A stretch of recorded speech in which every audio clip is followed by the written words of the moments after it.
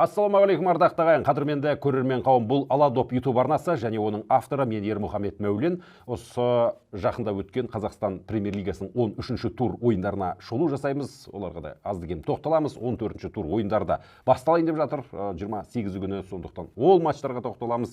Және ортада 25 күні Қазақстан кубогының да кездесулері бар. Жалпы жеке өмірімізде де, қазақ футболында да көптеген жаңалықтар бар. Соларға тоқталып біраз ақпарат айтқым келіп отыр. Ендеше бағдарламамызды бастаймыз. Жалпы қазақ футболының болашағы туралы әңгіме айтқан кезде біз көптеген проблемаларды айтамыз. Өзбекстан құрама командасы әлем чемпионатына шықты дейміз. Біз қашан шығамыз? Неше түрлі стадион проблемалары бар. Балалар футболы проблемасы бар. Жастар, жасөспірімдер проблемасы бар.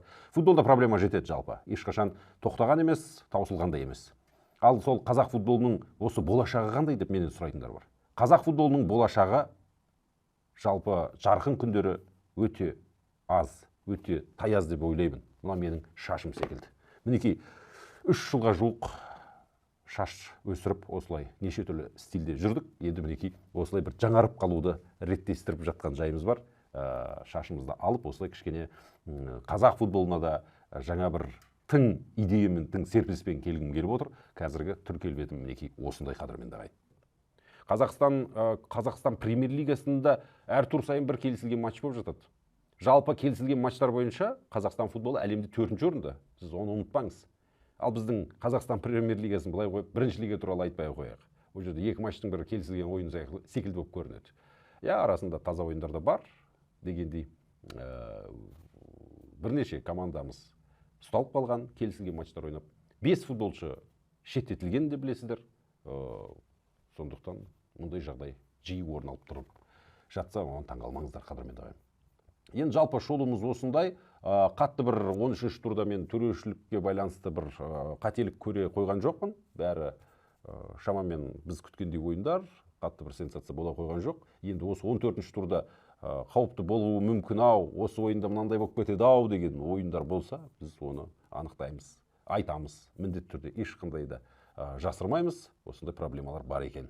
Қадірменді ағайын, осымен шолуымыз осымен тәмам. Жалпы айтатын әңгімелер көп. Келесі бағдарламамызда мен осы Қазспорт арнасында басшы болған Диас Ахметшарип мырза туралы бір арнайы шығарылым жасағым келеді. Одан кейін мынау Қазақстандағы стадиондар проблемасы, балалар футболы және төрешілікке байланысты да бір ашық-ашық әңгімелер бар. Келісілген ойындар болып жатқан секілді. Егер алда-жалда бір ақпараттар болатын болса, мен бүкпесіз барлығын сіздерге айтып жеткізуге тырысамын.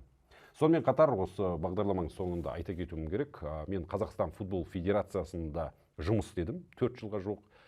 Спорт журналисті үшін, кез келген адам үшін осы Қазақстанда Қазақстан ұлттық құрама командасының баспасөз хатшысы болу деген бір биік мінбер, қол жетпес бір қызмет болып саналады.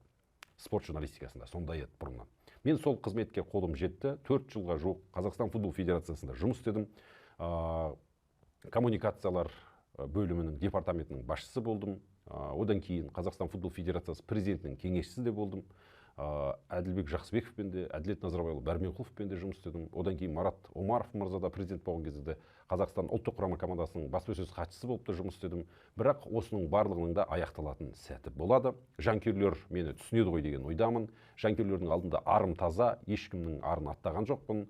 Еш жерде бүкпесіз әңгіме айтпадым. Енді осы Қазақстан футбол федерациясындағы жұмысым аяқталды. Осы өткен аптада енді неше түрлі оқиғалар, себептер болып жатыр. Ұлттық құраманың матчы аяқталғаннан кейін мен осындай мәлімдеме жасадым. Жұмыстағы ағайынмен түсіністікпен қош айтыстым. Енді қазір мен еш жерде қызметте жоқпын, тәуелсіз журналистпін, қадірменді ағайын. Қазақстан футболына жанкүйермін. Қазақстан ұлттық құрама командасына өле-өлгенше, осы өмірім аяқталғанша фанат болып өтетіндігім түсінікті. Және оның проблемаларын айту, оның кем-кетік жерлерін айту енді менің жұмысым болмақ. Осылайша Қазақстан ұлттық құрама командасына көмектескім келеді. Қадірменді ағайын, енді әр қызметтің, әр жұмыстың өзінің бітетін уақыты болады, соған келіп жетті. Бірақ дегенмен әлі де кім біледі, басшылық өзгерер, басқа да жағдайлар өзгерер. Қайтадан мені ұлттық құрамаға жұмысқа шақырар, бәлкім бапкерлер шақырып қалар. Қайтадан ұлттық құраманың баспасөз хатшысы болуым осы өмірімде әлі де мүмкін. Өйткені мен Талғат Маролы Байсуфеновпен де, одан кейінгі Магомед Мұсаұлы Әдиевпен де бірге жұмыс істедім. Станислав Черчесовпен де жүрдік, және осы Али Алиевпен де 2-3 матчқа қатысып үлгердім. Және түсінгенім, иә, қазір маған демалыс қажет, бұл қызметтен өз еркіммен бас тартамын. Енді Алодоп YouTube арнасын жүргіземін, комментатор Мәулен Telegram арнасын қарай жүріңіздер. Алодоп деген біздің KZ сайтымыз да бар, оның Instagram парақшалары да бар. Осыларға өз күшімді салам, осыларды ары қарай дамыту мақсатында жұмыс істейтін болам. Бүгінгі студияда болған мен Ермұхамед Мәулен, жеңісті күндерде жүздескенше сау сәлеметті болыңыздар ағайын. Ал осы Алодоп YouTube арнасындағы біздің шығарып жатқан видеоларымыздың серіктесі бар ғой, ол фондағы достарымыз. Олар осы жазда әдеттегідей PlayStation 5 ұйымдастырып, соны сыйлыққа таратып жатыр. Өздеріңіз соның байқауына қатыссаңыздар болады. Оның сілтемесі осы видеоның астында комментарий бөлімінде тіркеліп тұр.